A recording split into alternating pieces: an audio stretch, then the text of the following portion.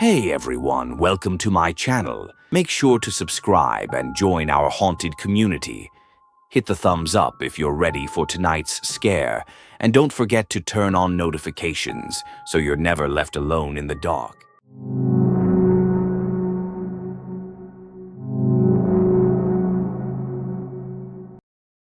It's one of those nights you don't forget, even if you try. I'd just gotten off my shift at the hospital. I'm a nurse, and all I wanted was coffee, maybe some greasy pancakes. You know, the kind that's more oil than batter. It was around 3 a.m., that hour where the world's too quiet and everything feels off. There's this 24-hour diner I hit sometimes on my way home, tucked on the edge of town, past the last gas station. It's nothing special. A neon sign buzzing, flickering with the E half dead. Inside, a few booths, a counter, and the same waitress who's been working there since forever. Her name's Karen, no joke, and she's got this raspy voice like she's been chain-smoking since she was born. Anyway, that night I pull into the parking lot. It's empty except for a beat-up station wagon and an old motorcycle that looks like it's held together with duct tape and prayers. I walk in and the bell above the door jingles, but the place feels dead. No customers, no Karen, just the hum of the fridge behind the counter and the faint crackle of the overhead lights. I grab a booth near the window, the one where the vinyl seat's torn, and sit down.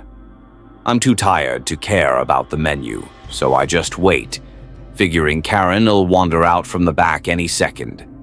5 minutes go by, then 10. Still no Karen. Now, here's where things start getting weird. I'm about to call out, maybe knock on the counter, when I hear this faint sound. A scraping, like metal against tile, coming from the kitchen. I lean back in my booth, trying to see through the little window in the door, but it's dark back there. Too dark. Karen, I call out, but my voice sounds small, swallowed up by the silence. No answer, just more scraping. Something tells me I should leave, but then I think, don't be dramatic. It's probably just Karen doing something. So I stay. Big mistake. A few minutes later, the kitchen door swings open. But it's not Karen. It's this guy. Mid-40s, greasy hair slicked back, wearing an apron that's, well, let's just say it's not clean. His eyes dart around like he's looking for something or someone, and when they land on me, he freezes. "You're early," he says. "Early?" I'm confused. "I just wanted coffee." He doesn't respond, just stares at me for a beat too long before disappearing back into the kitchen. At this point, every nerve in my body is screaming, "Get out!" But I don't, because I'm an idiot. And because I really wanted those pancakes. So I wait, and wait, and wait. Finally, the guy comes back out, holding a plate of pancakes and a cup of coffee. He sets them down in front of me, doesn't say a word, and walks away. The coffee smells off, like burnt plastic. The pancakes. They look fine, but when I cut into them, there's something stringy in the batter, like fibers. I push the plate away, appetite officially gone. That's when I notice it. A faint red smear on the edge of the plate. Not syrup, something darker. My stomach drops. I glance toward the kitchen, and through the little window in the door, I see movement. Not the guy, something else. Something big. It's low to the ground, scuttling like an oversized spider, but with too many legs. I blink, and it's gone. Okay, that's it. I'm done. I grab my stuff and stand up, ready to bolt, but then the guy reappears. He's blocking the door. "You didn't eat," he says, his voice flat. "I'm not hungry," I manage, trying to keep my voice steady. "You should eat," he insists, taking a step closer. That's when I notice the knife in his hand. Not a little steak knife. A big one. The kind chefs use to cut through bone. "I'm good, thanks," I say, backing up toward the counter. My hand finds my phone in my pocket and I hit 911, praying they can hear something even if I can't talk. "No one leaves hungry," he says, his voice low and weirdly calm. The kitchen door swings open behind him, and I catch a glimpse of that thing again. This time it's not scuttling. It's standing. And it's tall. Too tall. Its limbs are bent wrong, like it was put together by someone who didn't understand anatomy. And its face, I can't even describe it. Just wrong. The guy steps aside, and for a second, I think he's letting me leave. But then he gestures toward the plate. "Eat," he says again, his eyes darting toward the kitchen like he's scared of whatever's back there. I don't know what possessed me to do it, but I grab the plate, fork trembling in my hand, and take a bite. It's cold, slimy, and there's this metallic tang that makes me gag. But I swallow because I don't think I'll make it out if I don't. The guy watches me, nods once, and steps back into the kitchen. I don't wait. I run. Out the door, into my car, and I don't stop driving until I'm home. The next day, I'm still shaken, but I decide to report it. I mean, someone has to. But when I drive back to the diner with the cops, it's gone. Just an empty lot. No sign it was ever there. It's weird, right? How diners are always open, no matter the time. I'm not just talking about the 24-hour ones. I mean, those places feel like they exist outside of time. I used to think it was charming. Now? Not so much. I'm a trucker. Long hauls, irregular hours. You learn quick which diners have the best coffee or where the pancakes don't taste like cardboard. This story starts about 6 months ago at one of those off-the-map joints. It's called Manny's Diner, somewhere off Route 47. No big sign, just a weather-beaten open, glowing faintly in the window. If you blink, you miss it. I'd been driving all night, heading through some rural back roads to shave time off my route. It was about 2:30 in the morning, and my eyes were heavy. You know that zone where you're too wired to sleep, but too tired to trust your reflexes. That's where I was. So, when Manny's popped up, I figured, why not? The moment I stepped in, something felt off. Not in a big, neon-flashing danger kind of way. More like an itch at the back of your brain. The diner looked normal enough. Cracked vinyl booths, checkered floors, and a jukebox humming in the corner. But it was too clean, like pristine. You ever walk into a place that feels like it's pretending to be what it is? That's the vibe Manny's gave off. The waitress, her name tag said Linda, was standing behind the counter, staring at me before I even got the door shut. She smiled, wide and unnatural, like she'd been practicing in a mirror. "Coffee?" she asked, already holding a steaming mug. I nodded and slid into a booth. She placed the coffee in front of me, then stood there, waiting. For what, I couldn't tell you. "Ah, thanks," I said, hoping she'd move along. She didn't. "You're new," she said after a beat. Her voice was flat, like she was stating a fact, not making conversation. "Yeah, just passing through." Her smile stretched wider. "Everyone's just passing through." That's when I noticed there were no other customers. Not a single soul. And the coffee? It was piping hot, but I couldn't smell it. That's when the itch at the back of my brain turned into a full-blown alarm. "Anything to eat?" she asked. Her pen was poised over a little notepad, even though I hadn't opened the menu. "No, just coffee," I said, trying to sound casual. I wasn't hungry anymore. I just wanted to leave. Linda's smile faltered for a split second. So quick, I almost missed it. She nodded and walked away, disappearing through a swinging door behind the counter. I sat there, staring at the coffee. Something told me not to drink it. A man walked in then, or at least, I think it was a man. He was tall, wearing a black coat that seemed to absorb the light. His face was obscured by the shadow of his hat, and his steps made no sound against the tiled floor. He sat in the booth across from me without asking, his hands resting flat on the table. His fingers were too long, the nails too sharp. "You shouldn't be here," he said, voice low and gravelly. I froze. Yeah, I was just..." I started, but he cut me off. "Leave, now." Something in his tone made my skin crawl. I grabbed my wallet and tossed a couple of bills on the table, not caring if it was too much. As I stood to leave, Linda reappeared, blocking the door. Her smile was gone.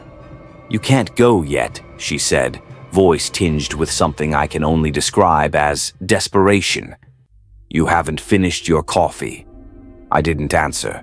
I just pushed past her, my heart pounding so hard it felt like my chest might burst. The man in black didn't try to stop me, but I could feel his eyes on my back as I stumbled out into the night. When I got to my truck, I didn't look back. I floored it, tires screeching as I sped away. My hands were shaking so bad I could barely grip the wheel. The diner disappeared in my rearview mirror, swallowed by the darkness. Here's the kicker.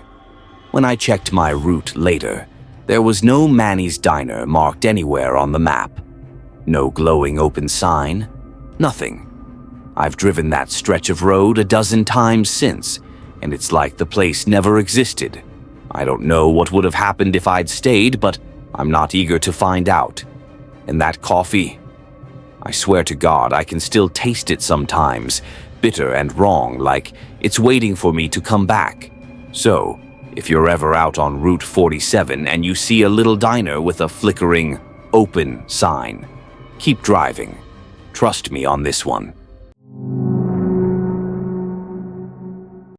Let me tell you about something that happened to me a couple of years ago.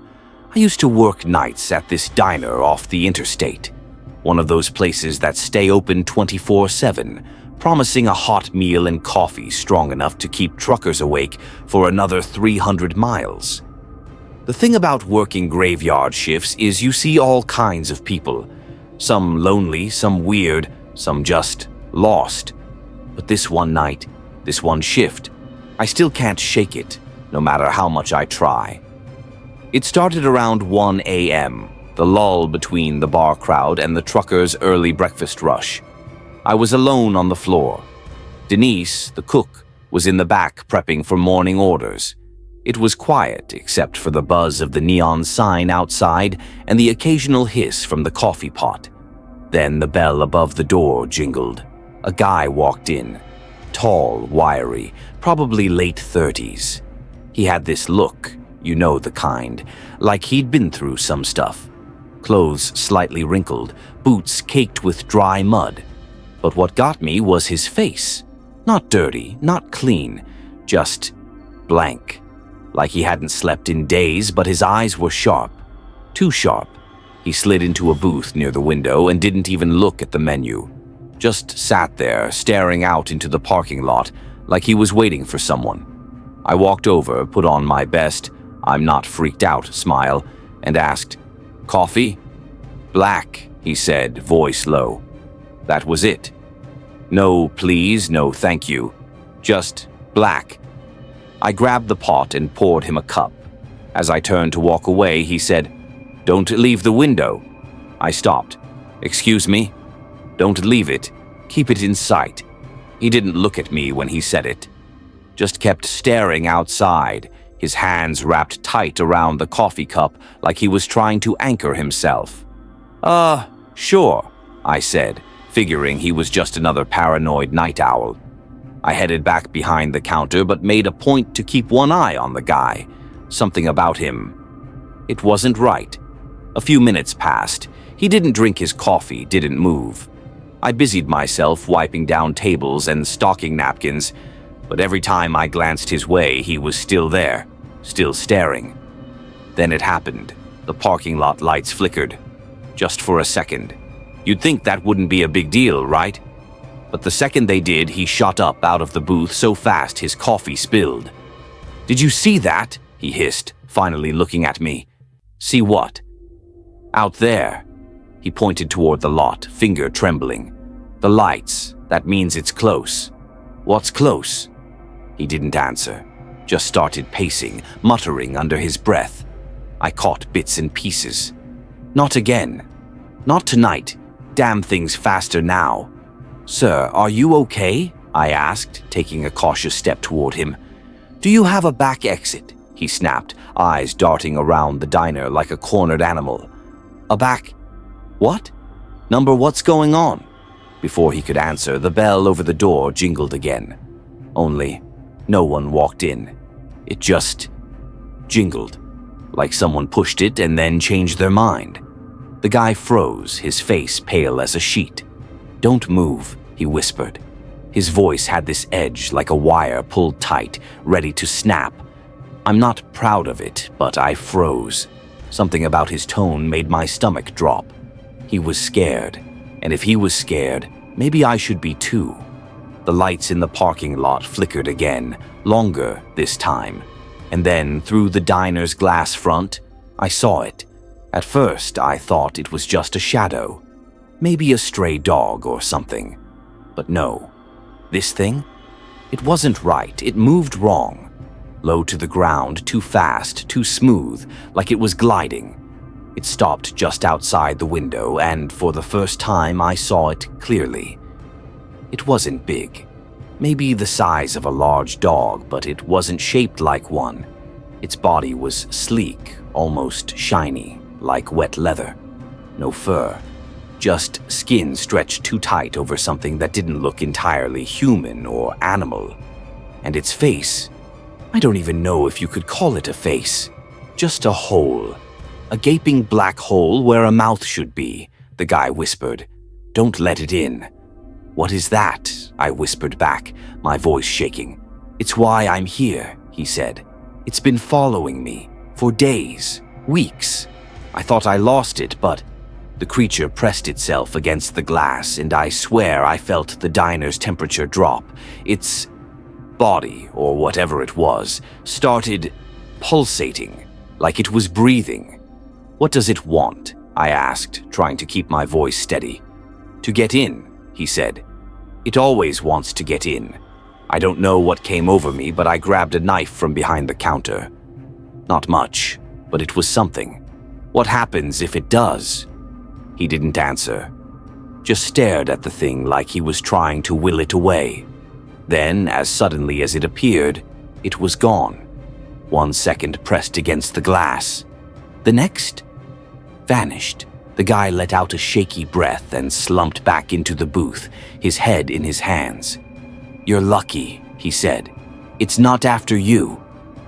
What does that mean? I demanded. It chooses, he muttered. Once it chooses you, it doesn't stop. Not until... He trailed off, eyes glassy.